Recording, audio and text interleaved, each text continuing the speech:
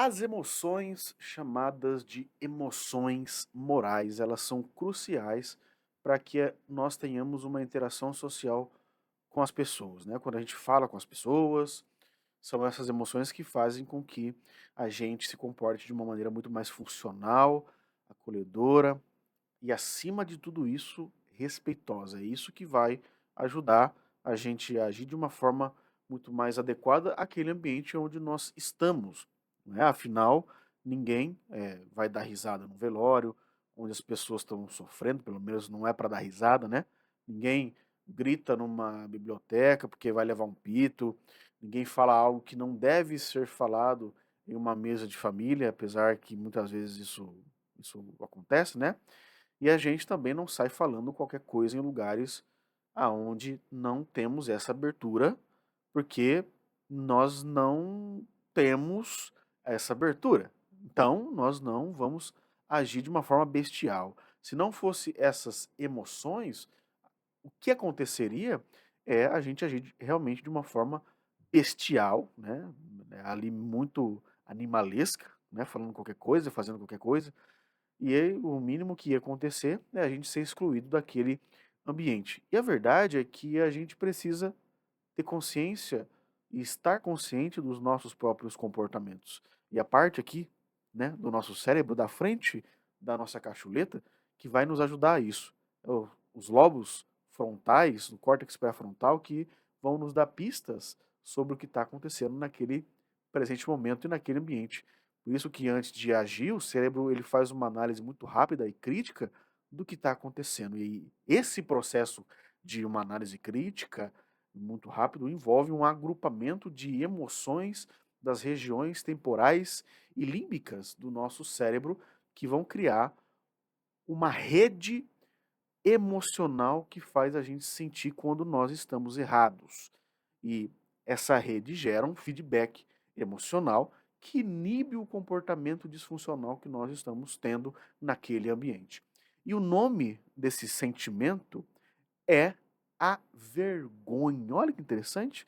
Por que que é a vergonha? Porque evolutivamente os primatas eles precisaram viver em grupos, né, para sobreviver. A gente ainda muitas vezes precisa de grupos, nem se for grupos pequenos para ter essa sobrevivência. A gente desenvolve habilidades, nós desenvolvemos ferramentas, nós desenvolvemos regras, filosofias, reflexões, virtudes, né, como diriam os estoicos, e mecanismo para a gente resolver o nosso problema e muitas vezes o problema daquele grupo, né? E os seres humanos, eles regem isso e têm uma necessidade aí ancestral de pertencer a grupos sociais. E essa necessidade, esse agrupamento, essas emoções, elas começam lá na nossa infância.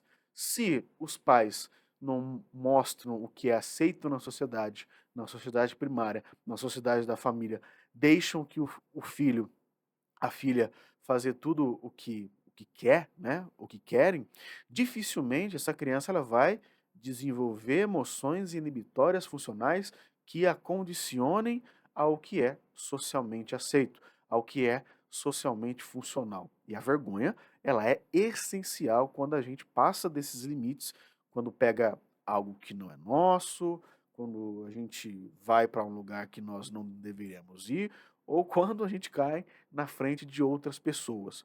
Não é pela queda, né? Não é aquela dor se a gente ter caído, né, na frente de um monte de gente, mas é pelo constrangimento. E esse constrangimento vai ensinar. O constrangimento, ele nos ensina.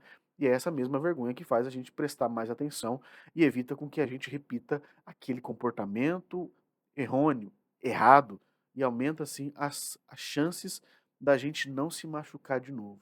Mas primeiro a gente precisa aí desse constrangimento natural.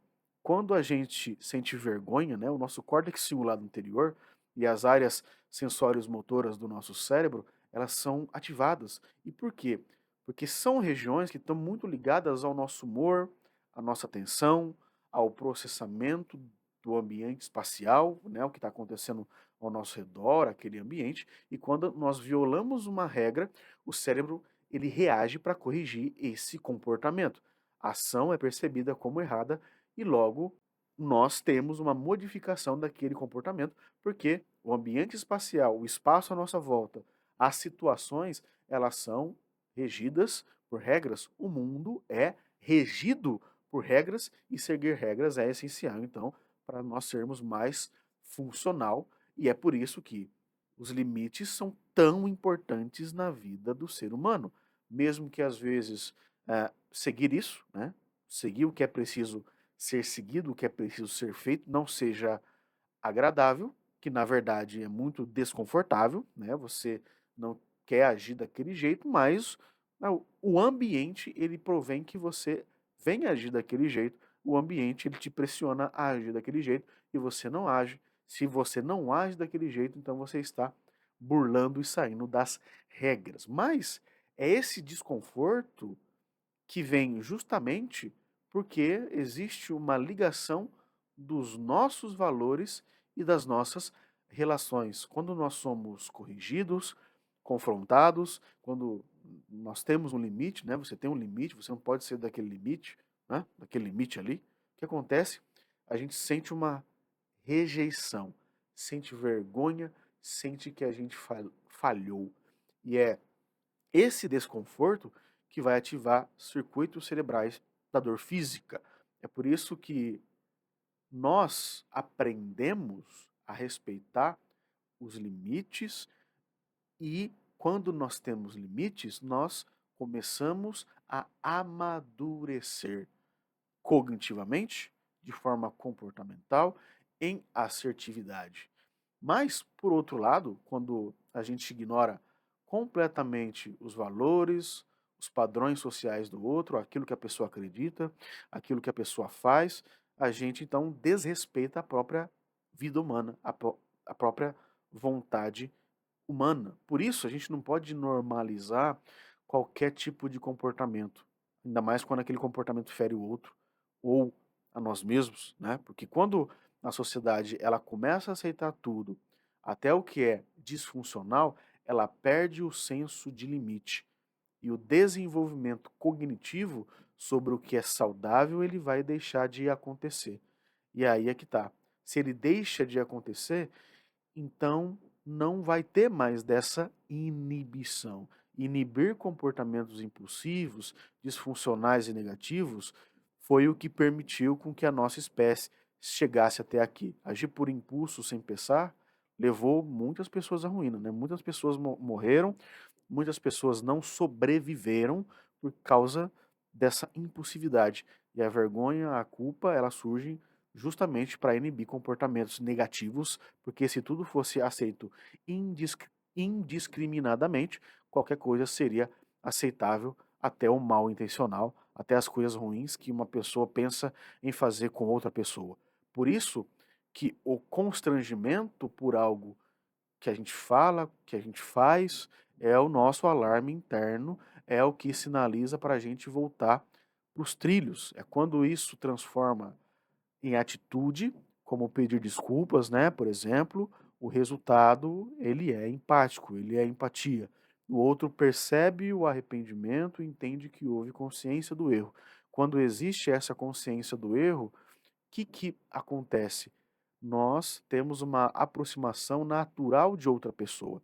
Sentir vergonha, sentir culpa, quando necessário, foi o que muitas vezes aproximou a nossa espécie. Se eu ajo sem educação como atendente, ou eu ignoro quem me cumprimenta, isso gera um afastamento.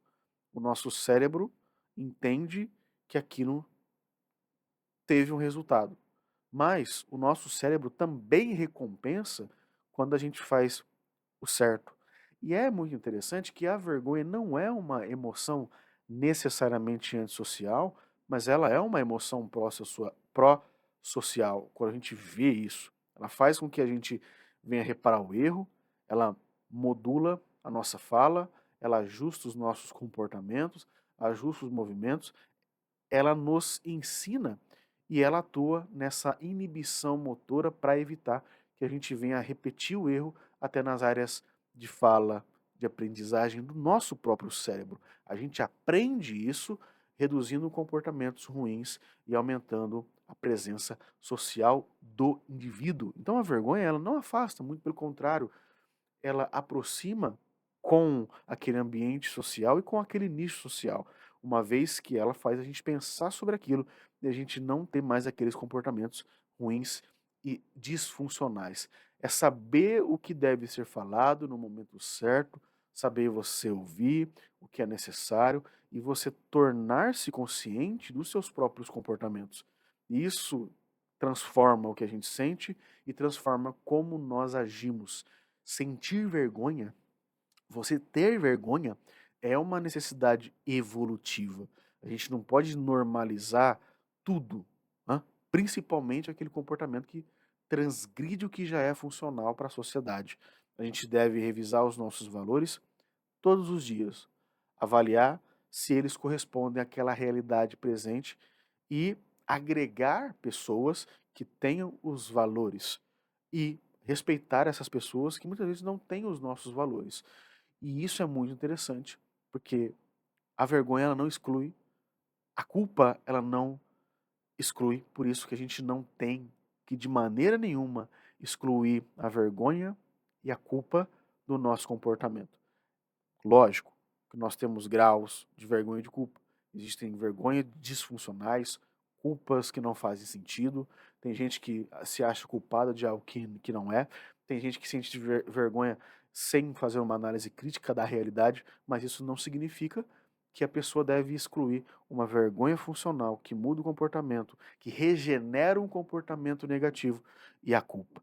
Por isso, que a culpa, por exemplo, ela gera uma compreensão. A compreensão gera afeto com o outro, com nós mesmos, e é essa experiência emocional e cognitiva que vai mudar o jeito que a gente sente. Por isso que não fuja da vergonha, não fuja da culpa, avalie-as como aliadas, elas, lógico, sendo funcionais, mudando os seus comportamentos negativos e ruins. Se você sentiu vergonha, pense, por que, quando, onde e o que eu fiz? Dá para mudar esse comportamento? Dá para mudar. Eu consigo modificar isso? Eu consigo. Se você sentiu culpa, então use essa culpa para você reparar o mal que você fez, se é que existe, mesmo que tenha sido com você, né? Muitas vezes nós somos culpados dos nossos próprios comportamentos disfuncionais para com a gente.